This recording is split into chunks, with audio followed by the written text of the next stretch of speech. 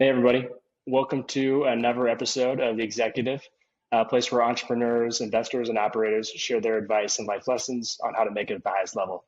So excited to be joined today by Caleb Avery, who is the co-founder and CEO of Tilled, which is a fintech company, and more specifically, a PayFac-as-a-Service company that's helping software companies monetize the payments that go through their system. Tilled recently raised a Series A of $11 million, which they did an extension of another $11 million, where they had tripled their valuation and I believe quadrupled the team size in that 6 months. Pretty amazing. Caleb, so good to have you here. Yeah, man. Thanks for having me on today. Really appreciate it. Yeah, my pleasure. Well, let's get started with what's the founding story? What was the problem that you were trying to go after? How did Tilled get started? Sure. So for me, I had a background in the payment space starting at 19 years old, going door to door, selling payments to small business owners, scaled up that first company, and then started consulting for software companies. And so it was really through that consulting work that I really saw the gap in the market and the opportunity to build Tilled. And I was consulting typically for vertical software companies anywhere from 100 million up to over $1 billion in annual processing volume. And for most of them, they were really just starting this journey to monetize the payments going through their platform, where historically they'd partnered with someone like a Stripe or a Braintree, and they were just passing along the 2.9% and 30 cents from Stripe or Braintree onto their customers. And at the time, we were primarily recommending legacy gateways like NMI or Authorize.net, and then helping them negotiate ISO referral agreements with the big processors. And the reality was that legacy technology plus the manual PDF merchant onboarding process really wasn't the modern experience that these software companies were looking for. And so back in January of 2019, about 3.5 years ago at this point, decided that there was a big enough problem, and I felt like I was going to be able to create a solution for these software companies to help them monetize their payments, to help them get access to this incredible technology that I felt like we could build. And so thus Tilled was born. And can you talk more about how are you actually monetizing the payment? What does that mean for the company? How are you getting them to monetize it? Sure. So if you take an example of a vertical software platform, let's go with a golf course management software. And so for them, the idea is that we're giving them a pass through of our wholesale buy rates, and then allowing them to set the price to the golf course. And so in the example, let's say the golf course is still paying 3% to actually process all of the transactions at that golf course. The actual cost typically to process those transactions is somewhere between 2 to 2.2%. And so oftentimes we're seeing like 80 basis points of margin that's available on these transactions. And so our typical model is to share at least 2/3 of that revenue back to the golf course management platform. And so you're talking about at least 0.5% of margin on every dollar that's processed through your platform. And so really we're giving them this turnkey white labeled payments infrastructure that puts them in control of that experience to their customers. And yet they're creating this incredible recurring revenue stream for their business on every dollar that's processed. So are you focused on a particular industry or industries that are, high volume transactions, or, given that they're saving 0.5% on everything, or where are you guys focused? So for us, based on our current sponsor bank relationships, we have the ability to focus on most any low risk vertical. In terms of core areas of expertise for us, healthcare, nonprofits, gym and fitness management software, property management solutions, insurance, B2B, segment, retail, restaurant. We got a couple of e-commerce shopping cart platforms. So we do have a wide variety of different platforms that have chosen to partner with Tilled. But the common theme is that most of them are really low risk vertical software solutions. And the majority of our customers are somewhere between 50 million and 2 billion of annual processing volume on their platforms. I mean, pretty meaningful, especially in this environment we're in, to save, right? Like you probably have a lot of people that before were like maybe a nice to have, where they just weren't focused on it because things were so good, where now they're trying to save costs anywhere. Now it's an extra source of revenue for them. So given this environment we're in, you're probably finding a lot of success. The macroeconomic environment has definitely been an interesting shift for us over the last 6 months, where if you look at last year, venture capital dollars were freely flowing. They were readily available. And so startups were kind of growth at all costs, acquire new customers, spend. Fast forward to today, that's not the case. Venture capital dollars are harder to come by. They're more expensive. The due diligence process is more difficult. And fundamentally, the bar has been raised. The expectations from investors to get to that Series A or get to that Series B or Series C has gone up quite a bit. And so where we see companies of all stages, and frankly, starting to see a lot more later stage companies coming to us that are saying, hey, we need to figure out how to better monetize our existing customer base, increase our margins, increase our average revenue per unit, and really make a push to profitability.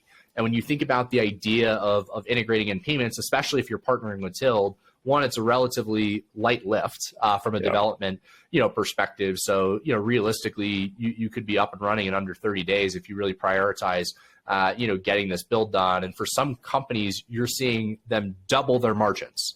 And so the idea of, hey, how can we as a business next quarter go double our margins? There's not a lot of activities that you can realistically accomplish, something like that. And so I think we feel fortunate to be doing what we're doing at this point in time, and certainly feel like, we're helping our customers achieve their goals. We're aligned with their core objectives. We're not coming in and trying to sell them something that they don't need. We're saying, hey, here's something, you're already processing payments in your business. Why not monetize all of these payments going through your platform if you can do it with a relatively light lift, without upfront costs, without adding headcount, without taking on liability? And so I think that the core value proposition behind Tild has definitely been resonating pretty strongly with customers, especially over the course of this year.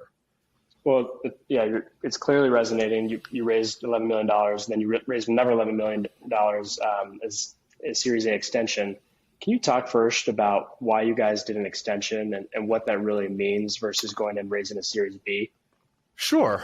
I think generally the kind of naming nomenclature behind a pre-seed, a seed, a Series A, Series B doesn't really mean the same thing that it used to, 5-10 years ago, where there was this prescribed path that companies followed on their capital raising journey. So that's thing one. Thing two, I think for us, there were a couple of things that factored into the decision. One, from a round size perspective, we weren't trying to go out and raise this $30-40 million, large round of funding. Like you said, we had just raised capital. We had all of that money still sitting on our balance sheet. It's all in the bank. Yeah, it was all already in the bank. And so for us, we didn't have this need for this monster round of funding. And so for a lot of investors, when they're looking at a Series B, they're wanting to come in and anchor that round. They've got an expectation of, hey, we want 10-15% ownership position. And that just wasn't something that we were looking to give up at that point in time. And then structurally decided to structure the round as a convertible note. So I think for kind of all of those factors, the kind of nomenclature of not considering it a B round made the most sense. Okay, so the extension is a convertible note, which will convert then at the Series B. In our case, yes. Yeah, okay, but it doesn't have to be. Doesn't have to be. The more important thing to focus on is, during that 6 months in between, you quadrupled the team. You must have 3x revenue, if probably more. How did you do that? What did you guys do to see that kind of growth in just 6 months?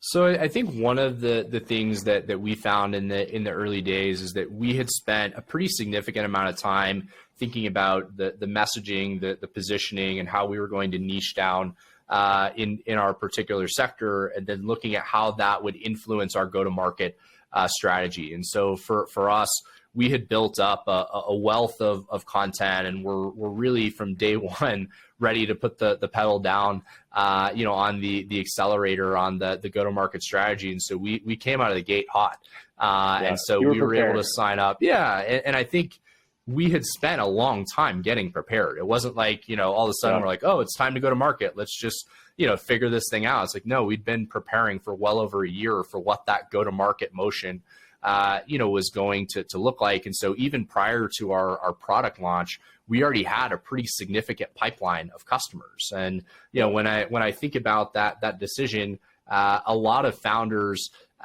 think, oh, well, we have to wait until the product is perfect before we get out there in the market and start having conversations with customers. And I think that's a terrible approach in almost every case. And so for us, one, we were able to get a ton of feedback from customers on the product as we were building it. And so we didn't have to wait for this big release to get feedback from customers. And so for us, we were actually able to make some pretty meaningful changes to the product prior to even launching. And then I think one of the other big factors in our success was LinkedIn. And so, when you look at the type of growth that we were able to achieve, we did it with a very small team. We started 2021 with 5 people. When we raised the Series A last May, we had 12 people. Wow. We ended the year with a little over 40 people on the team, but we were able to create an outsized impact in the market with a relatively small team. And I think social media and LinkedIn in particular was a big part of how we were able to do that so quickly with a pretty small budget. Yeah, and you guys are, to your point, are very active on social media. You personally, as from a founder's perspective, versus you are Tilled, right? But it's not really Tilled that's speaking, it's you. And it seems like that is really working for you. What would you say is your strategy with LinkedIn? Why is it working? Because it seems like that's generating revenue for Tilled by you being so active. So, I mean, it's generated a tremendous amount of value. I think it's almost impossible to understate how important it's been in the growth of our business. When I look at the results, early days, first call it 9 months of us being in market, it was almost 100% of our lead flow was coming in from LinkedIn posts. Wow. From LinkedIn posts. Even today, I think my personal LinkedIn still something like 45% of the lead generation into the business. And so from a results perspective, I think that kind of speaks for itself. It works very, very well from a lead generation perspective, but it also adds value for us from attracting employees. So how do we get the best talent coming to Tilled? People are following the journey, they're following the story, and they're excited to be a part of the culture and the mission of what we're building. It also helps investors to keep track of what we're doing and the progress that we're making. In terms of the strategy, one of the decisions that we made very early on was a pretty heavy emphasis on content. When you think about the nature of what we do, it's a consultative selling approach. We're coming in because our partners are having a problem within their business, and they're really looking for knowledge. They're looking for an expert to help come in and educate them about the industry, about the problems that they're experiencing, and then ultimately how can we help them. And so we spent I would say about 12 months building up a content repository of blogs and articles and long form content pieces prior to even starting to launch those initiatives on LinkedIn. So we had this backlog of content, and really for us, there's this mix, and it's a balancing act of trying to be a thought leader in the space, but also be a human being. And I think we've found that balance in a way that seems to resonate with people online, where yes, we can put out a blog on PCI compliance, which might not be the most exciting topic, to talk about, but it's important. And then, you're also seeing me on the golf course or seeing me hanging out with my kids, because the reality is there is life outside of Tilled. And I think that that part of the strategy is something that isn't necessarily intuitive for people to think about, but I think has been really important in terms of resonating, with our audience online. So when you're doing content on LinkedIn, are you kind of is everything that kind of pops up every day, is that pretty pre-planned, or every day you sit down and what am I going to write today? Can you try to do one post a day, or is it more than that? Yeah, it's a fair question. I think there's definitely some of our content that's planned in advance. I think what our team finds, for good or bad, is that I can be kind of unpredictable, and sometimes thoughts come into my head, and I didn't know they had something planned, for the day. I just have I have something that I feel like I need to say, and so a lot of the content really is just authentic. This is me. This is what I'm feeling at this particular moment in time. This is not, hey, we developed a content strategy that's planned 3 months in advance. I feel like if we're planning a week in advance, we're doing pretty well on the strategy. In terms of the cadence, it varies quite a bit. I think for me, there's times where I have more bandwidth and I have the ability to post, more often. And so I don't think posting every day is realistic, at least for me. I'm a founder, I'm a CEO, I'm a busy guy. I've got a lot going on. I've got 2 kids under 5. Like there's a lot happening, in my world. And so I don't put this unhealthy pressure on myself to say I have to post every day. I also don't think you'd get great content out of me on a daily basis. If I post 2 times a week or 5 times a week, I think both of those are okay. Your quality would start going down. I mean, it's interesting to talk about in detail, right? Because if 50% of your revenue, if it's 49, whatever it is coming from LinkedIn. I mean, in social media in general, just the power of that for other founders trying to find their customers. The last question, I'll ask on that is, how do people get started, right? Because I think that's always the most intimidating thing is what do they have to offer? What should they be posting about? Like, how do you get started as a founder or someone who wants to be more active? Sure. And get a following? The reality is start small. For me, it was commenting on other people's posts and just getting comfortable putting myself out there and being online. And so it doesn't have to start with, hey, I'm going to go write a 1,000-word blog. I don't think that for most people is a reasonable or realistic place to start. I also think that if you can figure out what you are really passionate about talking about and writing about, it's a lot easier to develop content. If I said, hey, Matt, do you want to go post about, dairy cows? You're probably like, no, Caleb, I have absolutely no interest in posting about dairy cows. You're not going to post consistently about that topic. But if I'm like, Matt, what's your favorite thing in the world to talk about? That's what you should be posting about on LinkedIn. Yeah. What is it? Yeah. It's definitely, I mean, besides, my family, because I feel like I have to say that. Just get that down for the record. It's recorded. I'm religious on watching English Premier League and watching my team Chelsea. So I could write days on end about that. So if you posted about that once or twice a week, about ice cream, maybe once. If you post about English Premier League once or twice a week, you would find that you would develop a community of people that also cared about that topic. And I think for me, that was one of the things that I found where I would consider myself a payments nerd. Like that's just something that I would, say about myself. And so I think for me, just being able to post my true thoughts on the industry and where things are headed has resonated with people, because the people that are in my community on LinkedIn, most of them care about payments. They care about startups. They care about fintech. And so I think if you figure out, what is your lane? What is the topic that you really care about? You will attract like-minded people, especially if you're interacting, with your community online, which is, I think, a pretty underestimated importance. If you're not engaging, with other people online, why would you expect for them to come and engage, on your posts? It's a good point, and I think it's well said too. I think sometimes you think you have to be so broad, right, to hit everybody, but if you're more specific, you'll find those people that are really interested in that, right? And then you target that. And there's enough of those people out there, because this is LinkedIn, right? This is a massive network.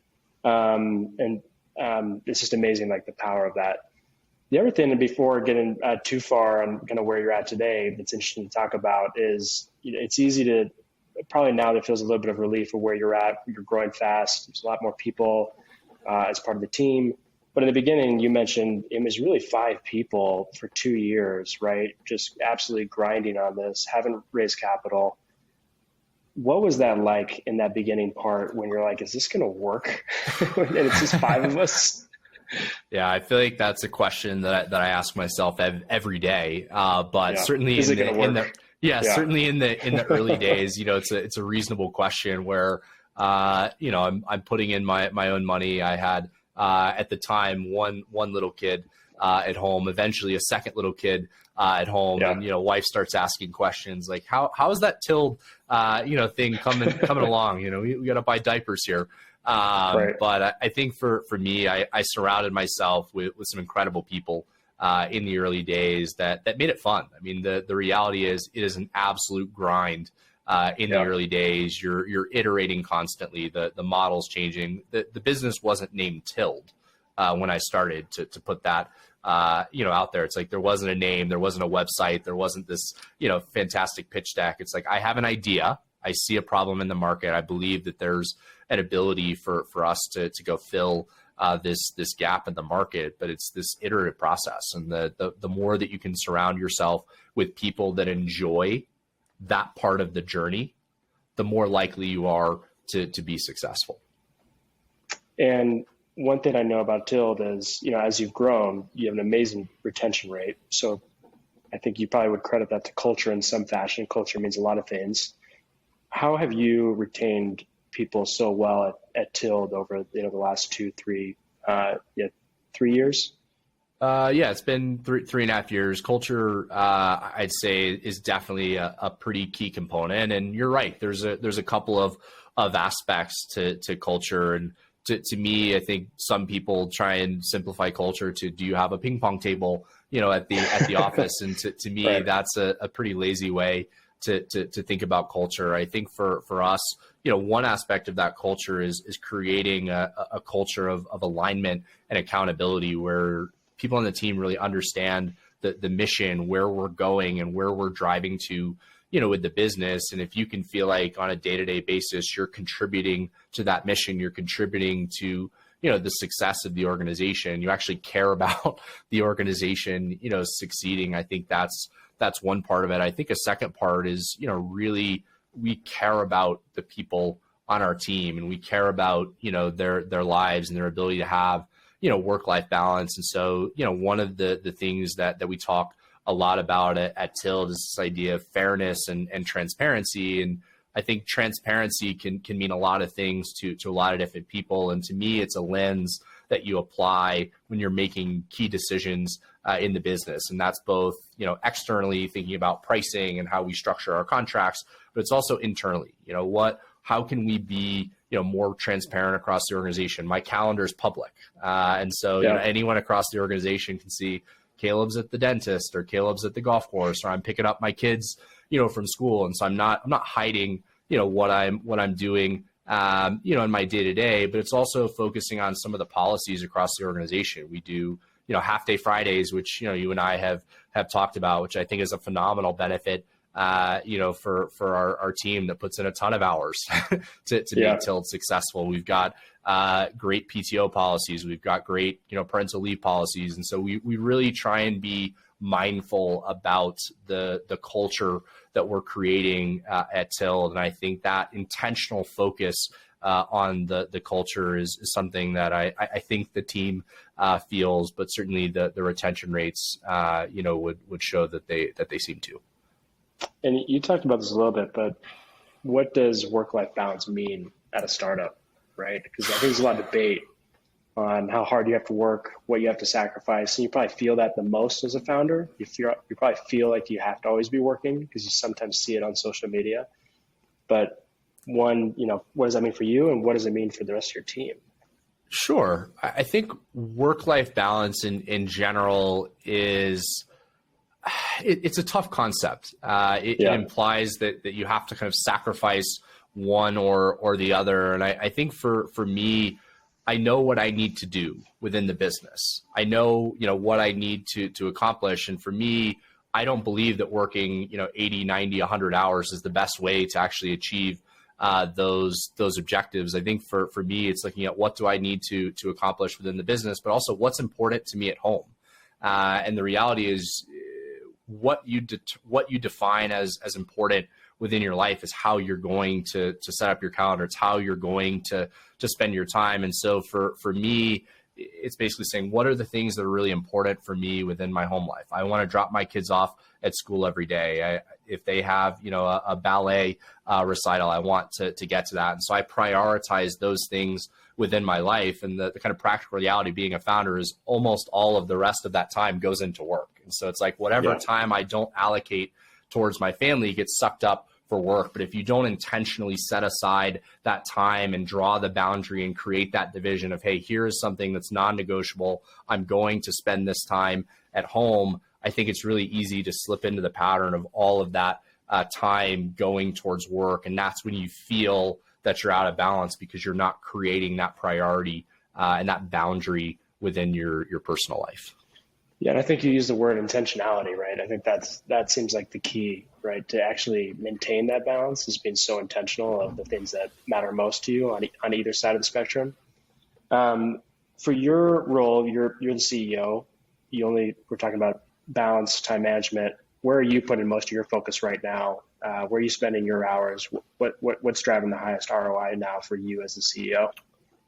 Yeah, I think for me, when I look at how I spend my time on a week to week basis, content is actually a big part of what I think is some of the highest ROI use of my time. I'm on a podcast with you today. I'll be posting on LinkedIn later today, and so I think for me, I've seen that me spending whatever 30 minutes, an hour a day thinking about content has actually driven a significant amount of the success within the business. Fundraising sucks up a ton of bandwidth for me, as I imagine it does for a lot of founders, especially in the current environment. And so for me, even when we're not actively fundraising, I'm building relationships with investors to make it easier to raise that next round of funding. And so for me, it's not something that I look at as like hey, I'm fundraising, I'm going to go talk to people for 90 days and then not talk to them for 9 months. I don't think that's actually a very good way to go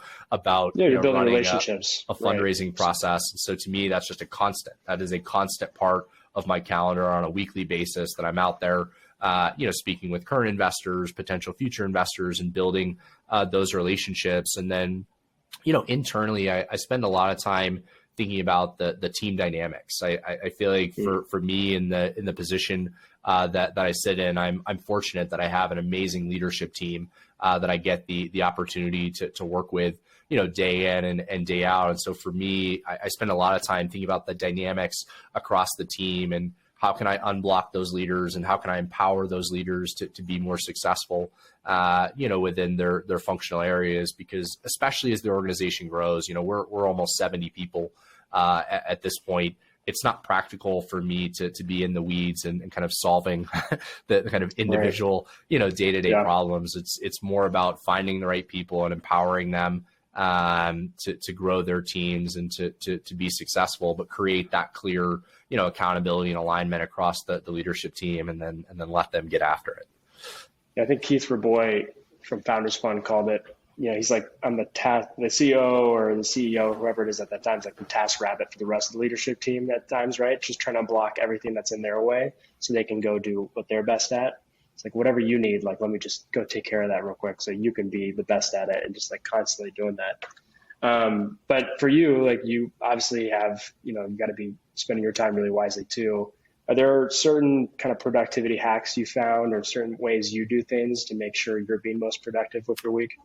I'd say I'd be lying if the most important thing I don't mention is the fact that I have an incredible executive assistant. Stephanie is really one of the keys to me being able to actually do what I do.